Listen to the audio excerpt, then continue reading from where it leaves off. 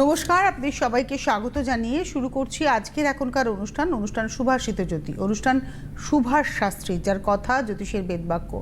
আপনার ছকে সুভাষ শাস্ত্রীর কথা, শেষ কথা। সুভাষদা, অনেক অনেক স্বাগত আপনাকে। শুরু করি অনুষ্ঠান। শনিবারের অনুষ্ঠান যারা যেগুলো শনিবারে করছিলেন, কয়লা পোড়া কিংবা লোহা, যেটা মঙ্গলবারে এবং শনিবারে করছিলেন, সেগুলো কন্টিনিউ করবেন। আর যারা জমা করেছেন শ্রাবণ মাসের সোমবার অলরেডি ফিনিশ, সেইগুলোর আমি আগামীকাল সব আপনাদের বলবো। এবং রথের চাকার যারা মাটি তুলে রেখেছেন এবং মনস্কামনা লিখে রথের চাকায় ঠেকিয়ে রেখেছিলেন, সেটা আপনারা ভাবছেন একটু কনফিউশন আছে কি করবেন, না ওটাও মাথায় আছে, বলবো।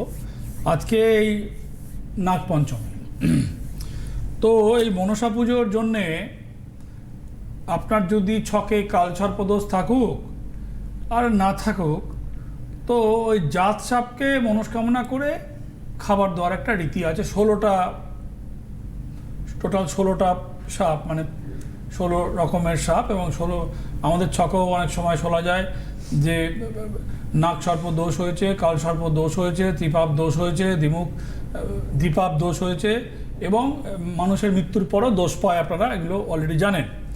কিন্তু এই নাগপঞ্চমীর দিনে আপনি কোনো একটা নাককে কেন্দ্র করে 16টা নাককে 16টা লুচি ভাজা, এবার অনেক নিয়ম আছে, 16টা খুঁড়িতে দিতে হয়, সেগুলো তো পারবেন না করতে, ঝামেলার ব্যাপার আছে। রাতের বেলায় দুধ এবং কলা কোনো পাত্র করে, সেই পাত্রটার ঘরে নেওয়া যাবে না, অন্ধকার জায়গায় নিবেদন করে দিতে হবে, কোনো একটা জায়গায়। গেছে তো কিন্তু মনসা পুজোর জন্যে যারা দুধ এবং কলা দেবেন, তাদের ঘরে কিন্তু আজকে কোনো রকম ধূপকাঠি জ্বালা যাবে না, ঠাকুরকে ধূপ ধুনো দেওয়া যাবে না, কোনো ঠাকুরকেই দেওয়া যাবে না আজকের জন্য। যেমন ওই অমাবস্যার সময় ভগবান শিব ছাড়া, গণেশ ছাড়া সব ঠাকুরকেই ঢেকে দিতে হয়, তেমন মনসা পুজোর দিনে গেছে কোনো ঠাকুরকেই ধূপ ধুনো দেওয়া যাবে না। রাত্রিবেলার পরে নির্দিষ্ট সময় বলতে একটু বেশি রাতের দিকে, মানে ধরুন 7টা, 7:30টার পর থেকে, যেখানে যেমন সন্ধে হয়। আমাদের এখানে 7টা হলে তো বাংলাদেশে সেই সময় 7টা হবে না। বাংলাদেশ বলতে গিয়ে অনেকগুলো কথা মাথার মধ্যে চলে এলো, যাই হোক। তো টাইম টেবিল যেখানে যেমন চেঞ্জ হচ্ছে, সেই অনুযায়ী একটু অন্ধকার নামার পরে, 7টা 8টার পর থেকে অন্ধকার নামার পরে সেখানে কিন্তু দুধ এবং কলা দেওয়া যায়। সব জায়গায় কাঁঠালি কলা পাওয়া যায় না, যেমন ত্রিপুরা রাজ্যে সবরি কলা পাওয়া যায়, ওরা বলে কাঁঠালি কলাকে সবরি কলা বলে। যেখানে যেমন কলা পাওয়া যায়, কলা এবং দুধ দূরে কোনো জায়গায় দিয়ে আসতে হয় পাত্র করে, কোথাও মাটির পাত্র, কোথাও কিসের পাত্র দিয়ে আসতে হয়, কিন্তু সেটা দেখাও যাবে না, আর সেটাকে পাত্রটাকে নিয়ে আসাও যাবে না। আর ঘরে ধূপ ধুনো জ্বালা যাবে না। এটা হচ্ছে, এর মধ্যে নিরামিষ খাওয়ার না খাওয়ার কোনো ব্যাপার নেই। কোনো মহিলার যদি, বোনেদের যদি শারীরিক যদি বাধা পড়ে, সেখানেও কোনো ব্যাপার নেই, এটা দিয়ে আসা। দেখুন, এর মধ্যে অনেকগুলো আপনার পাপ নাশ হতে পারে। বলে যে এই মনসা পুজোতে আশীর্বাদ করা হয় একটা, সেই আশীর্বাদের জন্যে, আশীর্বাদ করা যারা মনসার পাঠ হয় 1 মাস ধরে, তারপরে যেখানে পুজো হয় সেই থানে, মানে লাল কাপড় দিয়ে আশীর্বাদ করা হয়। তো আশীর্বাদের মূল জিনিস কি জানেন? ধান এবং দুর্বা ঘাস।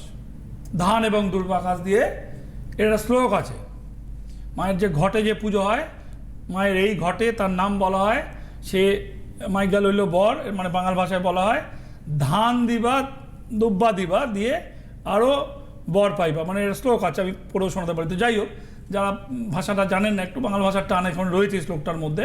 তো ধান এবং দুব্ব ভগবানের পায়ে রাখতে হয়, একটা পাত্রে করে দুধ এবং কলা দূরস্থানে, অন্ধকার স্থানে দিয়ে আসতে হয়। অন্ধকার নামার পরে ঘরে ধূপ ধুনো দেওয়া যাবে না। প্রদীপ আপনি জ্বালতে পারেন, ঘিয়ের প্রদীপ, তেলের প্রদীপ, মোমবাতি আপনি জ্বালতে পারেন, ধূপ ধুনো দেওয়া যাবে না। এই হলো মনসা পুজোর জন্যে আপনারা করতে পারেন। আর ওই বললাম বাংলাদেশের কথা, টাইম টেবিল বলতে গিয়ে মহা ঘোর পাপ হয়েছে। ভগবান জগন্নাথের কে ফেলে দিয়েছে। তো কি হয়েছিল? কিন্তু দেবতা পড়েননি। ইস্কনের মন্দিরে আগুন লাগিয়েছিল, কিন্তু দেবতা পড়ে। দেবতা কি করে পুড়বে? দেবতা যাহা আল্লাহ, তাহাই জগন্নাথ, তাহাই ভগবান Jesus. কৃষ্ণ, তাহাই যিশু। ভগবানের তো কোনো মায়ের কোনো জাত নেই, ভগবানের কোনো জাত নেই। রক্তের রং লাল। মুসলমানের রক্ত আর হিন্দুর রক্ত আর খ্রিস্টানের রক্ত কি ডিফারেন্স কালার বেরোবে? বেরোবে না। কিন্তু যা হয়েছে তাতে তো নাশ অনিবার্য। দেখেছি আর মনের ভেতরে মনে হয়েছে মানে বলে না, সেই যিশুকে মারার পরে বলেছে, বুঝতে পেরেছিল যে মহা ভুল করে ফেলেছি। স্মরণ দাও, যা করেছে তাতে তো নাশ অনিবার্য। এটা নিয়ে আর কোনো শব্দ বাড়ানো উচিত নয়। একটা টেলিফোন দুই হচ্ছে যে, হ্যাঁ টেলিফোনে একজন বলছে। নিচ্ছি। দুই হচ্ছে যে মানে আপনার মেয়েকে ডাক্তার বানাবেন, এই হাল। ডাক্তারির জন্য আসে তো মেয়েকে ডাক্তার বানাবে, তো এই হচ্ছে হাল। ডাক্তারি তো অনেক রকম ভাবে পড়া যায়। না। এই মেয়েটি কিন্তু মেধাভিত্তিক ডাক্তার। আমি এই মেয়েটি সেই মেয়েটির মধ্যে নয়, ভাবতে হবে। কেন কি, চাল চোর, ওষুধ চোর, শিক্ষা চোর, আরও কত রকমের চোর আছে আমার জানা নেই। টাকা পয়সা চুরি করলে তো মানুষ ঠিক আছে, টাকা পয়সা আর্ন করতে পারে। স্বাস্থ্য চুরি হলে গেল। বিদ্যা শেখানো জল, খাবারের মধ্যে বিভিন্ন জায়গায় চালচোর ঘুরে বেড়াচ্ছে। এদের যে কি হবে সে তো কিছুই হবে না। হ্যাঁ? কিছুই হবে না দাদা। হবে। তোমার মনে হচ্ছে কিছু হবে না? হোপলেস হয়ে রয়েছে। না, মোটো হোপ কোনো সময় ছাড়বে না বন্ধু। হোপ ছাড়ার জায়গা নেই। বলে কোথাও আগে হবে, পৃথিবী তো গোল। হ্যাঁ, আমাদের যখন ঠান্ডা আসে, গরম, ইউরোপে তো ঠান্ডা থাকে। মানে সত্যি কথা বলতে কি সুভাষদা, আপনাকে অনেক ধন্যবাদ। সমাজকে নিয়ে আপনি সবসময় চলতে ভালোবাসেন। যখন কোনো ফোন আসে, সেই ফোনের এগেনস্টে আপনি তার চাহিদা বা তার ছকের সঙ্গে এখনকার সেই সমাজটাকে ট্যালি করে আপনি প্রেডিকশন করেন। আপনি বলেন যে ছকে যদি যোগও থাকে সরকারি চাকরি, সরকার চাকরি দিচ্ছে না, চাকরিটা হবে কোথা থেকে? এটা ভীষণ প্র্যাকটিক্যাল কথা। তো আপনাকে অনেক ধন্যবাদ যে আপনি একদম এই ইস্যুটাকে তুললেন। আমি ভাবছিলাম কেন বলুন তো, একজন নারী, একজন মা এবং কন্যা সন্তান আমার পরিবারেও এসেছে, তার সুরক্ষার জন্য তো ভাবতে হবে। কোনো জায়গা নেই, মানে কি অদ্ভুতভাবে ঢাকার চেষ্টা। মানে একজনকে বলির পাঠা দাঁড় করিয়ে অন্যায়কারীদের ঢাকার চেষ্টা।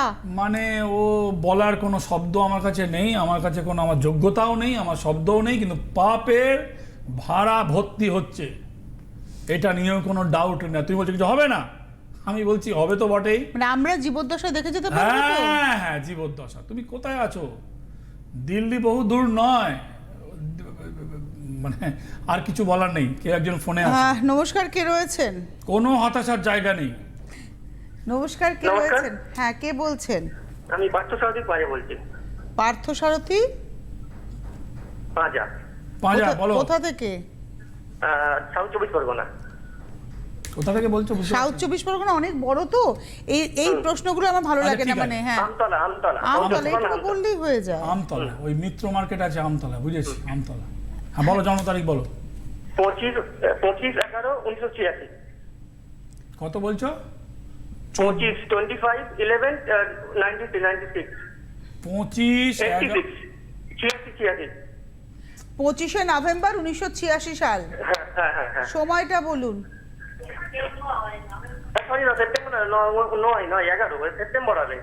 25শে সেপ্টেম্বর 1986। হ্যাঁ, আপনি বলেছিলেন 1:55 রাত্রিবেলা। রাত্রি 1:55 ভুলভাল বললে খুব সমস্যা। আর কোথায় জন্ম? তুমি একবার বলবে। আমতলা বললাম তো। আমতলা বলেছে, বুঝেছি। তোমার টাইমটা কি বললো? রাত্রি 1:55। উনি একবার বলেন 11, একবার বলেন 9। না, সেপ্টেম্বর, সরি, ভুল হয়েছে। ডবল এইভাবে চেঞ্জ করিস না, সিঙ্গেল। এক সেকেন্ডের জন্য এই করে তো মানে। আচ্ছা শোনো, তোমার যা ছক। হ্যালো, টিভির ভলিউম মিউট করতে হবে। টিভির আওয়াজটা কমাও না, তুমি তো ফোনে শুনছো। হ্যাঁ, কমেছো। তোমার যা ছক, এই তোমার ছকে মঙ্গলের অবস্থান অতীব খারাপ। বিবাহ স্থান, ছকটা ফেলি। বিবাহ স্থানে অষ্টমে বৃহস্পতি বসে রয়েছে। ছক টিভির পর্দায় অষ্টমে বৃহস্পতি, নবমে ভাগ্যস্থানে রাহু, একাদশে চন্দ্র। তো এই অষ্টমে বৃহস্পতি কি করবে? অষ্টমে বৃহস্পতি হচ্ছে যে বিবাহ স্থান ভালো নয়। বিয়ে হলে সেটা জলাঞ্জলি যাওয়ার যোগ। বিয়েটা যদি হয় তোমার, এটা খণ্ডন না করে তোমার বিবাহ কিন্তু জলাঞ্জলি চলে যাবে। আমার কথা বুঝতে পেরেছো কি বলছি? হ্যাঁ, তা তুমি বিয়ে করেছো? একবার হয়েছিল, ডিভোর্স হয়ে গেছে। দুবারও জলাঞ্জলি যাবে, একবার জলাঞ্জলি গেছে, আবার একবার জলাঞ্জলি যাবে। কেননা তোমার যে ছক, সেই ছকে অষ্টমে বৃহস্পতি, আমি ছকটা দেখিয়ে দিয়েছি, ইউটিউবে একটু দেখে নেবে আগে পরে করে। আমার এই অনুষ্ঠান শেষ করা হওয়ার পরে 5-10 মিনিট আপলোড করবে, ইউটিউবে দেখে নেবে। তোমার ছকে তোমার পার্সোনাল বিবাহিত জীবন জলাঞ্জলি। তুমি যদি 3বার বিয়ে করো, 3বারই তোমার বউ। কি বুঝলে? হুম, হ্যাঁ, এবার তোমাকে যদি বিয়ে করতে চাও তাহলে তোমাকে এটা খণ্ডন করে বিয়ে করতে হবে। আদারওয়াইজ যাহা একবার হয়েছে তাহা 2বার হলে 2বার হবে, 3বার হলে 3বারই হবে। হুম, বাড়ি থাকবে নিজের, রোজগারের জায়গা থাকবে নিজের, আর তোমার পয়সা করিও মোটামুটি খারাপ থাকবে না, আর পার্সোনাল লাইফটা জিরো হয়ে যাবে। হুম। ও তো করছো অনেকক্ষণ ধরে, আগে পরে কিছু বলছো না? একেবারে হয়েছে ব্যবসা। আমি তো এখন বিজনেস করি, বিবাহ ঘটনাটা বললাম আপনাকে, আমার ডিভোর্স হয়েছে, আমার ঘটনা ঘটে গেছে। এখন মেয়ে দেখছিল বাড়ি থেকে, সেই জন্য আরে তুমি কি বলবে? তুমি তো, তোমার বলার আগে তো আমি বলে দিলাম। হ্যাঁ, হ্যাঁ, সেটা তোমার শুনেছি, ওই জন্যই অষ্টমে তো এখন বললাম। বাড়ি থেকে মেয়ে দেখছে, আবার তো এই ঘটনাই ঘটবে। হুম, তুমি যদি তোমার রোজগার আছে, নিজের বাড়ি আছে, হ্যাঁ, তোমার পয়সা করি ভালোই আছে, লোকে বলে খাবো কি, রোজগার কি করব, চাকরি নেই, সরকারি চাকরি নেই, ছটফট করছে, লাফালাফি করছে, তোমার তো ওগুলো নিয়ে সমস্যা নেই। তোমার সমস্যা হচ্ছে তোমার অষ্টমে যে বৃহস্পতি বসে রয়েছে, এটা না কাটালে তোমার বিবাহ জলে যাবে। একটা বিবাহ জলে গেছে, বিবাহ বিয়ে করলেই জলে যাবে। তুমি বললে একবার করেছি, ওটাই হয়েছে যেটা আপনি বললেন। আমি তখন বললাম দ্বিতীয়বার করলে দ্বিতীয়বার আপনি বলেছেন তৃতীয় বউ টাটা করবে। হ্যাঁ, এই ঘটনাই তো ঘটবে। তুমি যদি বৃহস্পতি অষ্টমে বৃহস্পতি থাকলে, লোকে বলে মাঙ্গলিক থাকলে না তোমার বিয়ের জায়গা খুব খারাপ। না, নট দ্যাট। মাঙ্গলিক বিয়ে শুভ হয়, মাঙ্গলিক খণ্ডন করে বিয়ে শুভ, তো ডিভোর্স হয় না, নট দ্যাট। আর বিশেষ করে যাদের ধনুরাশিতে মঙ্গল থাকে, মানে মঙ্গলের ঘরে মাঙ্গলিক হলে সেটা অনেকটাই রিমুভ হয়ে যায়। মাঙ্গলিক টু মাঙ্গলিক বিয়ে হলে সেটাও বিবাহিত জীবন ভালো কাটে। কিন্তু অষ্টমে চন্দ্র কিংবা বৃহস্পতি, চন্দ্র থাকলে তো মায়ের সাথে জীবন কাটতো, তোমার আর বইয়ের মুখ দেখতে হতো না।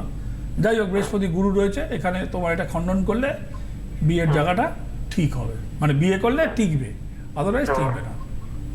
আপনার প্রশ্ন কি বিয়ে নিয়ে আবার ছিল? কি প্রশ্ন? ও তো হ্যাঁ, বিয়ে রোজগার নিয়ে রয়েছে, ব্যবসাটা করছি, ব্যবসাটা কিভাবে টাকার, উন্নতি হবে?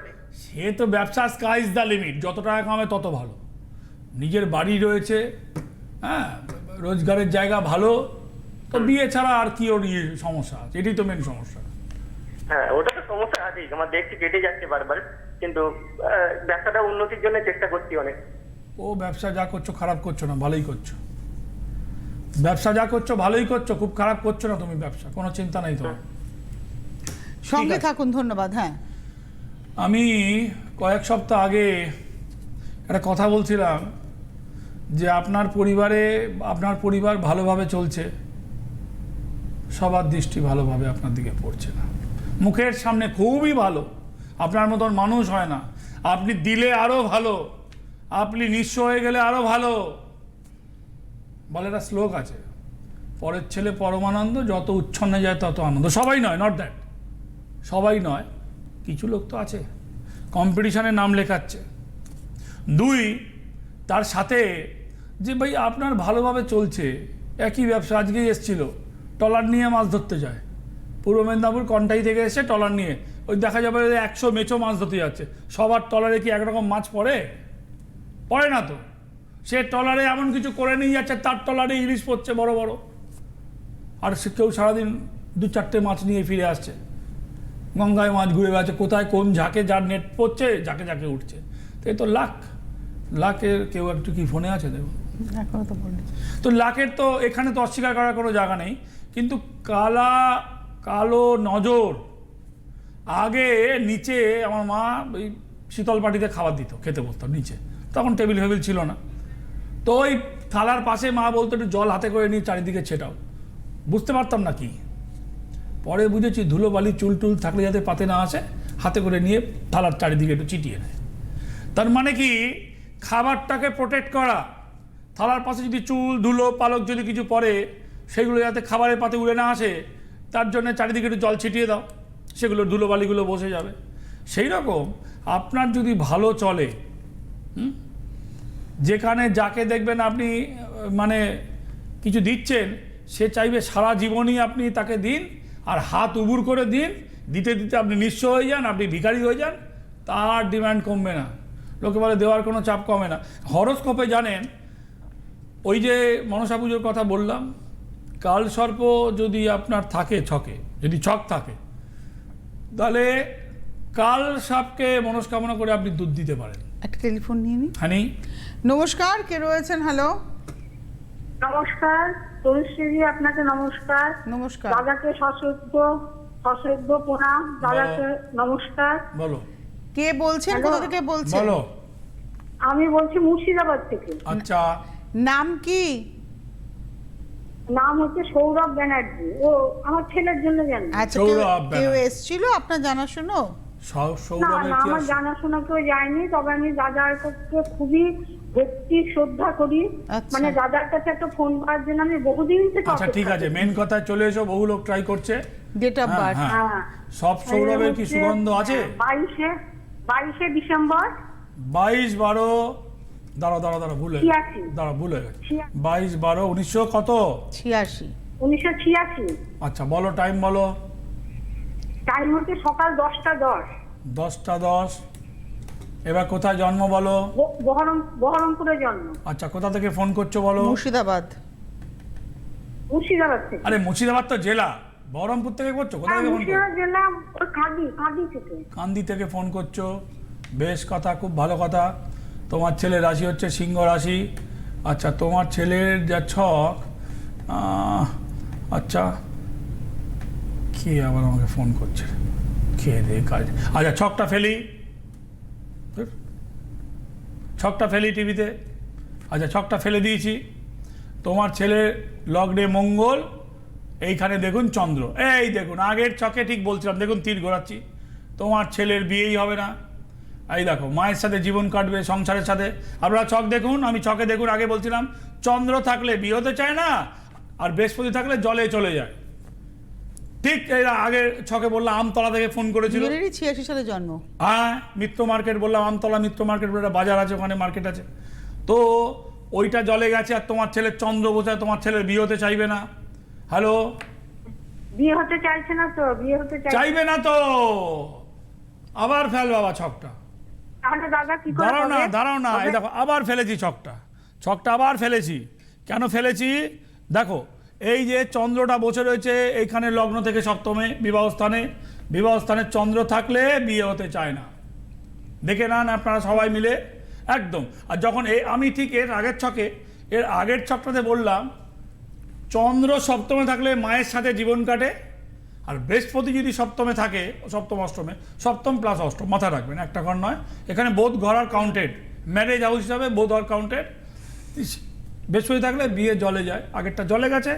এখানে কান্দি থেকে ফোন করছে মুর্শিদাবাদ জেলায়, ছেলের সপ্তমে চন্দ্র, বিয়ে হচ্ছে না। মা বলছে বিয়ে হতে চাইছে না। কতদিন ধরে চেষ্টা করছো? অনেকদিন ধরে চেষ্টা করছি। কতদিন ধরে চেষ্টা করছো? তাও বছর 4-5 হবে। করোনার আগে থেকে চেষ্টা করছো, 18 সাল থেকে? হ্যাঁ, করোনার পর থেকে। করোনার আগে থেকে চেষ্টা করছো। ফোনে পেয়ে টেনশন করলে হবে না। আগে ছেলেরা টেনশনে 9টাকে 11 বলেছিল। ভেবে বলো, করোনার আগে থেকে চেষ্টা করছো। করোনা হয়েছে হ্যাঁ, ওই একটু একটু চলছিল, তখন করোনার পর থেকে মোটামুটি চালিয়ে যাচ্ছি। যতই চালাও, তোমার ছেলের পট করে তুমি বিয়ে দিতে পারবে না। তোমার ছেলের জন্য মেয়ে খুঁজতে হবে, শুনতে হবে। কি দুটো ভাবে হতে পারে। তুমি যে মেয়েকে খুঁজবে, লোকে কি রেখায় গণ মেলায় বিয়ের ক্ষেত্রে, রাক্ষস ডরো, এ বাবা আমার ছেলেকে খেয়ে ফেলবে। না, রাক্ষস খায় না। এ রাক্ষস সেই রাক্ষস নয়, খাওয়াই রাক্ষস নয়। কিন্তু তোমার ছেলের জন্য যে মেয়ে খুঁজতে হবে, তারও যাতে সপ্তমে যদি চন্দ্র থাকে, তাহলে বিয়ে ভালো হবে। ভালো করে শুনে নাও। সপ্তমে চন্দ্র থাকবে? হ্যাঁ, তাহলে বিয়ে ভালো হবে। তাহলে আর কোনো জ্যোতিষীর ঘরে এদিক ওদিক তোমাকে গিয়ে ঘুরতে হবে না, আমারও কোনো প্রয়োজন নাই, অ্যাক্টিভিটি নাই। বুঝতে পেরেছো? আর যদি ধরো এরকম পাচ্ছ না, লোকে কি দেখে? গণ দেখে তো, মাঙ্গলিক দেখে, কিচ্ছু দেখতে হবে না। তুমি শুধু দেখবে মেয়েটার যদি লগ্ন থেকে সপ্তমে চন্দ্র থাকে, তাহলে তোমার কাজ হয়ে গেল। লগ্ন থেকে সপ্তমে চন্দ্র থাকলে আর কিছু দেখারই দরকার নেই। কিচ্ছু দেখার দরকার নেই, কারোর কাছে যাওয়ার দরকার নেই। সেটা যদি না থাকে তাহলে তোমার ছেলের সপ্তমে চন্দ্র কাটাতে হবে, মানে ব্লক করতে হবে। এইবার তুমি বুঝে নাও, সহজভাবে বুঝিয়ে দিয়েছি। সপ্তমে যদি চন্দ্র খুঁজে পাও, মেয়ে খুঁজে পাও, লগ্ন থেকে 7 নম্বর ঘরে ঘড়ির উল্টো দিক থেকে চন্দ্র থাকলে কাজ হয়ে যাবে। আর যদি না পাও তাহলে তোমারটা কাটাতে হবে, হয় খুঁজে বের করো নয় কাটাও, আর কোনো পথ নাই। তাহলে মানে আর কি আপনার কাছে গিয়ে কিছু হবে না? সপ্তমে চন্দ্র খুঁজে পেলে আসতে হবে না তো? এই তুমি বোঝাও।